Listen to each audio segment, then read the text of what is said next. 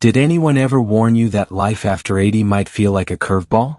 Even the strongest, most independent souls often find themselves caught off guard.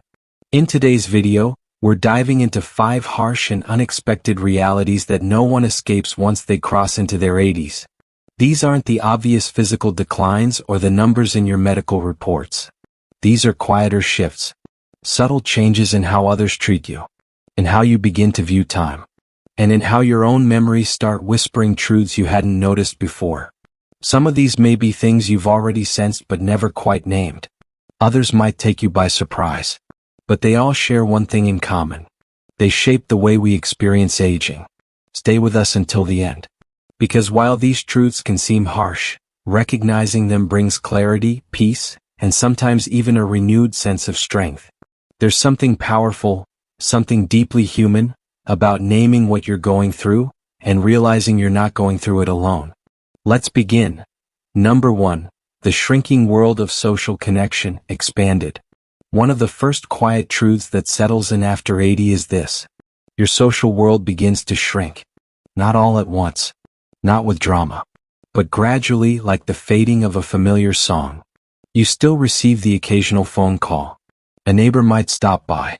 You may even have regular visits from family. But the frequency changes. And so does the depth. What once felt like an effortless rhythm of connection now feels unpredictable, sometimes even delicate. There was a time when laughter echoed through the house without needing to be scheduled. Conversations happened over coffee, not through a screen. Friends would drop by just because, and the days felt full without needing a plan. But slowly, without your permission, that kind of ease begins to disappear.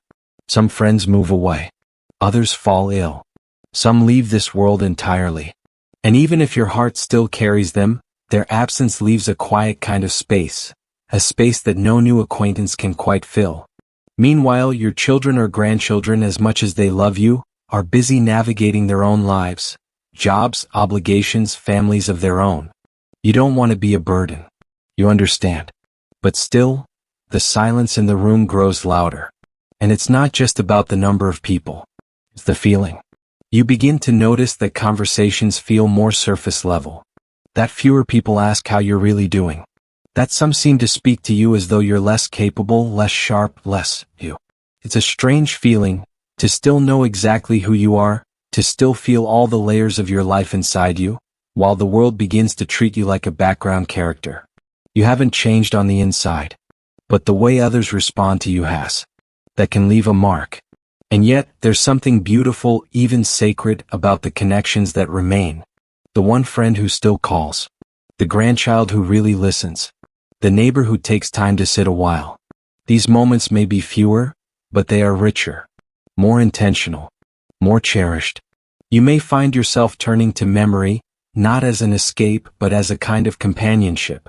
Remembering a laugh, a familiar scent, the way someone once held your hand or looked at you with love. Those memories are not ghosts. They are part of your present. They remind you that you've lived deeply, that your life has touched others. And here's the truth few speak aloud. There is nothing weak about missing people. There is nothing shameful about the ache of absence. This isn't about loneliness in the way most people think of it. It's about adjustment to a new rhythm, a new season, one that requires a different kind of strength. That's why staying emotionally connected, to yourself, to your history, to even 1 or 2 people who truly see you, becomes more than comfort. It becomes essential. Because when the crowd thins out, what remains isn't less, it's more concentrated, more meaningful, more real. A single deep connection at 80 can mean more than a roomful of acquaintances at 40.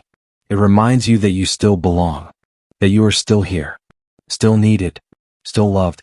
And that's a truth worth holding close. Number 2, how small health issues turn into big ones. Another reality that often catches people by surprise in their 80s is how the body begins to respond differently, more slowly, more delicately, more unpredictably. In earlier years, you could brush off a cold, skip a few meals, twist an ankle, and bounce back with barely a second thought. But now, even the smallest disruption demands attention. A mild cold might linger for weeks. A tiny scrape becomes a wound that takes its time to heal.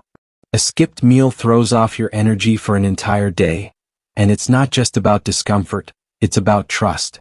You begin to notice that you can't always count on your body the way you used to. That steady hand now trembles slightly. That reliable energy now comes in waves. You start to second guess. Is this just fatigue? Or is something wrong? Is this ache just a sore muscle? Or the beginning of something more? What once felt like a minor inconvenience now feels like a warning sign. And with each new symptom, your world can narrow just a little more. You start rearranging your schedule around your energy, planning errands more carefully, double-checking medications, canceling outings just to stay rested. There's a mental and emotional weight that comes with this shift. A kind of invisible labor. You may not talk about it much, perhaps out of pride or habit, but it's always there. The calculating. The caution. The quiet awareness that one wrong step could mean a hospital visit. Even medical appointments begin to take on a different tone. You're no longer there just to check in, you're there to monitor, to prevent, to catch things early. Because you've learned, often the hard way, that things can go downhill quickly at this stage. That one ignored symptom can snowball into something serious. And through it all, something else stirs beneath the surface. A subtle fear of dependence. No one wants to feel like a burden. You've spent a lifetime being capable, being strong, handling what needed to be handled.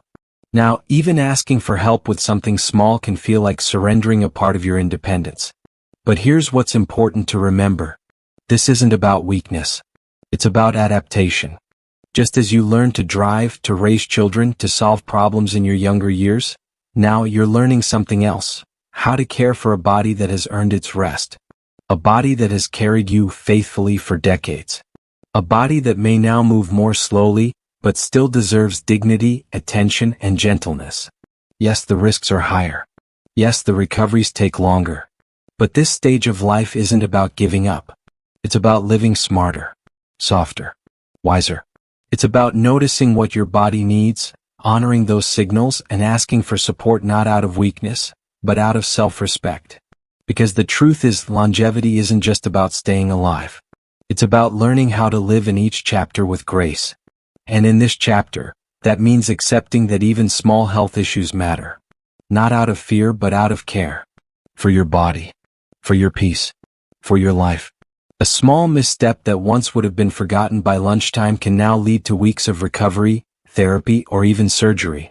It's not just about the body slowing down, it's that the body's ability to bounce back becomes less reliable. The margin for error gets thinner, and something as simple as missing a meal or not drinking enough water can throw your whole system off. You may still feel strong, and in many ways you are, but your resilience no longer runs quietly in the background like it did when you were younger. What once happened naturally now asks for your attention, your care, and your patience. And this shift isn't something most people openly discuss. Friends, family, even your doctor might dismiss it as just part of aging. But you notice the difference. You feel the weight of every recovery. You see how your energy takes longer to return. The real challenge here isn't only physical, it's emotional. There's a kind of frustration that comes with realizing your body doesn't cooperate the way it used to. And if you've always taken pride in being active, capable, or independent, this shift can feel deeply personal, like a betrayal. But here's the truth. Awareness is a form of strength. When you begin paying attention to how your body responds, you can adjust. You can slow down without giving in. You can notice what your body truly needs. More rest, more hydration, more compassion towards yourself. This chapter of life isn't about proving you're still unbreakable. It's about protecting what strength remains by no longer taking it for granted. And sometimes, the bravest thing you can do is give yourself permission to recover fully. If you're still watching and finding this video helpful, comment number 2 below so I know you're still with me. If you haven't subscribed yet, I recommend hitting the button and turning on the bell so you don't miss any future videos. Your support means a lot and helps us keep creating content that informs and encourages. Now, let's move ahead. Number 3. The quiet loss of visibility in social spaces. One of the most unsettling changes that comes after 80 is how quietly the world begins to look past you. Not out of cruelty. Not even on purpose. But in everyday spaces, grocery stores, waiting rooms, family gatherings, you begin to notice it. People don't see you the way they used to. Or sometimes, They don't see you at all. You enter a room and the atmosphere doesn't shift. You speak, but others talk over you, not because they're unkind, but because they assume your point has already been made or isn't urgent. You wait longer to be acknowledged. You repeat yourself more often. And slowly something changes inside you. There was a time when your voice carried weight. Your opinion held influence. People paused to listen. But now it can feel like your age walks into the room before you do, as if your years speak louder than your presence. This kind of invisibility isn't always loud. It's not always disrespectful.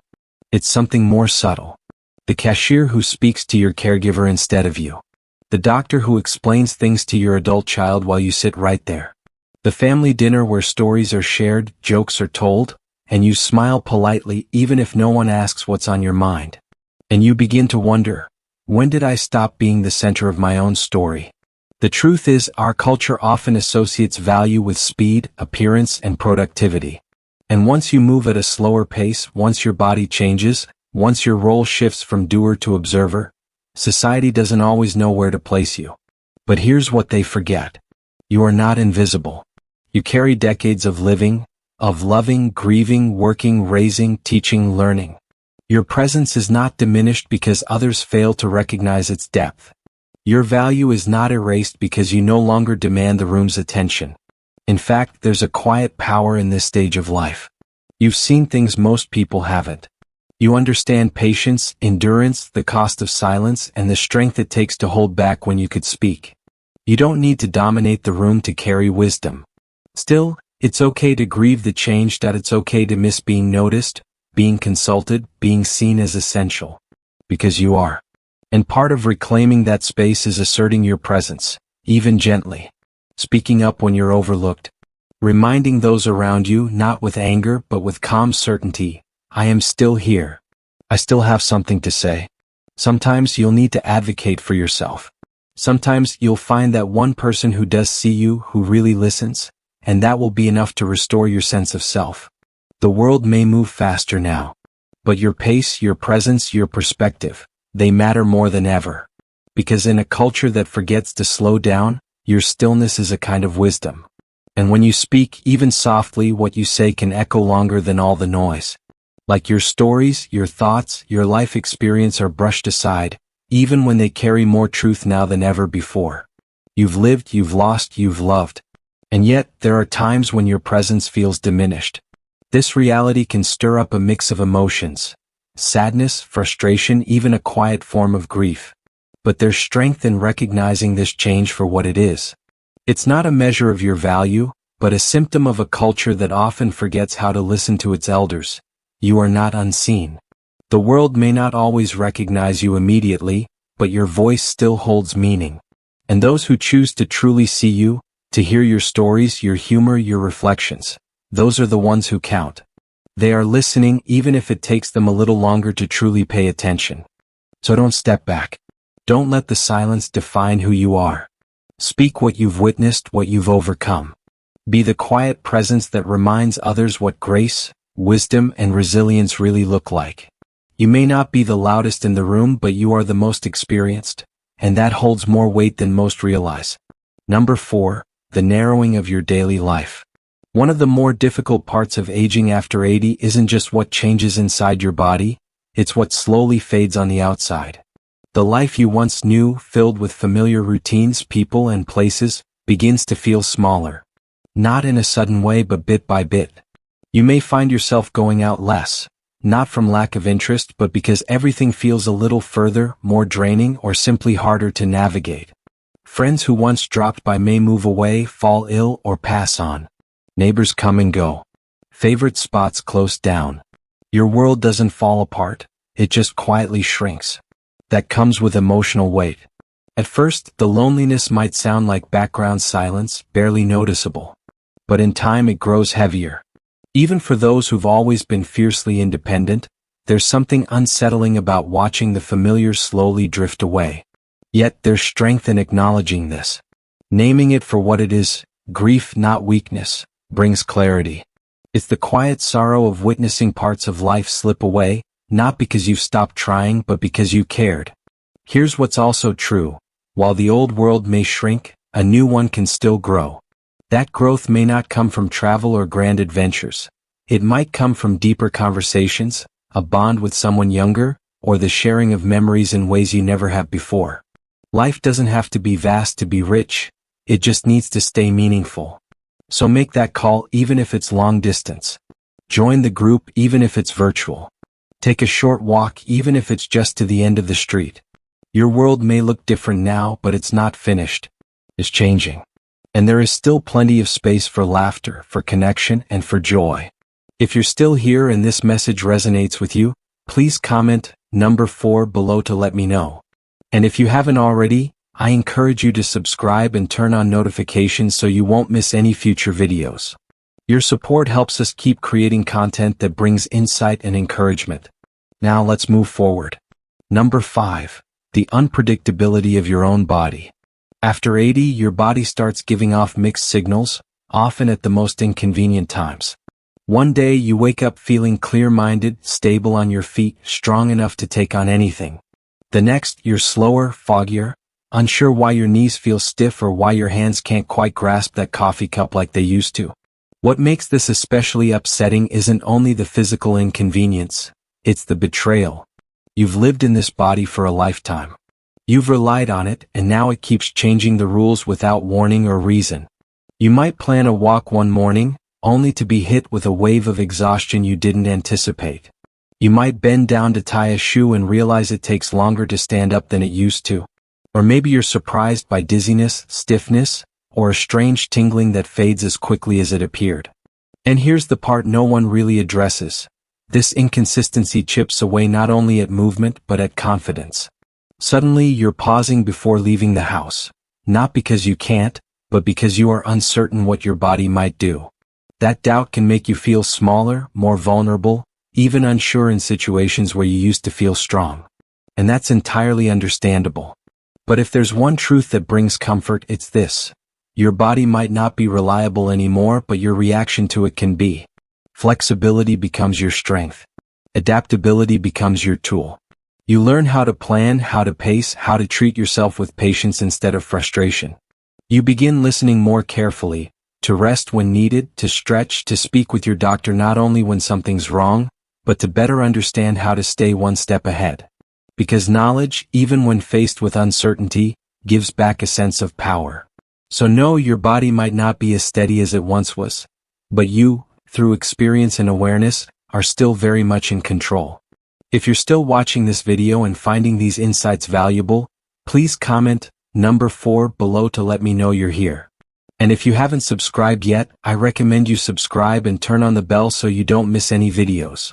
Your support helps us continue creating good content to inform and inspire you. Now, let's move forward. We've just walked through 5 harsh realities that often emerge after the age of 80, each one surprising in its own way, and each one capable of quietly shifting how we experience the world. From the thinning of one's close relationships to the physical unpredictability that sneaks in when we least expect it, these changes have a way of catching us off guard. But here's the truth. Acknowledging these shifts isn't about giving in to decline. It's about stepping into your life with your eyes wide open so you can live it more fully, more wisely, and more freely. What stood out to you the most? Which of these 5 realities have you noticed in your own life, or maybe in someone close to you? We'd love to hear from you.